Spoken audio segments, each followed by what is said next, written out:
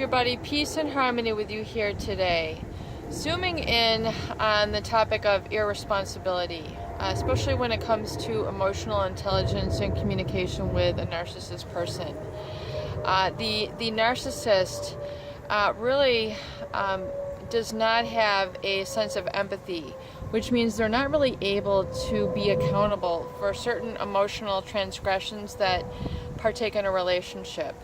And these can be very confusing, very crippling, very paralyzing for those who are involved in a narcissist relationship.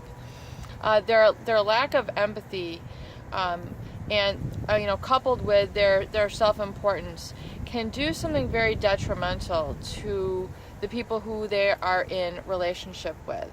And this comes really in the form of, feeling like that person does not take responsibility for their emotions, their actions, or really for development in the relationship. So oftentimes people say it's experienced as very one-sided. And I think what oftentimes is missing is, because of that lack of empathy, because they just literally have a handicap in this regard, which they exploit to their advantage. Don't get me wrong. And it's not like we can feel sorry for these people. They know that they have this certain quality about them where they're able to lie pathologically, make false promises, essentially, derive what they need out of relationships without really responsibility or accountability to the others. So this feeling of irresponsibility is where they're not able to mirror back to you. They're not able to give back to you in certain ways. They are not able to be accountable, which basically means I understand. I understand that I hurt you, and now I can make actions. I can make steps now to help repair it. I understand that I've hurt you, so now I can make adjustments. I can do things differently from now on. I understand, and please forgive me. So the narcissist really, because they don't have that sense of empathy, they really don't feel like they've done anything wrong. So you're going to get a feeling of irresponsibility for them, and like they just can't own up to the fact of their hurtful behavior. They don't see it, they don't feel it, they don't think that they have done anything wrong. So this irresponsibility is just, it's something that you have to either, once you identify in the relationship, you have to realize that you are not going to receive a responsible, partner within them. So if you are okay with not having responsibility on that other side, for the hurts that they have bestowed onto you, that legacy of emotional turmoil, that legacy of emotional scarring, basically the burden is going to fall on you. The responsibility to move through it and heal and bring closure is all going to be on you. So it's a tall order indeed.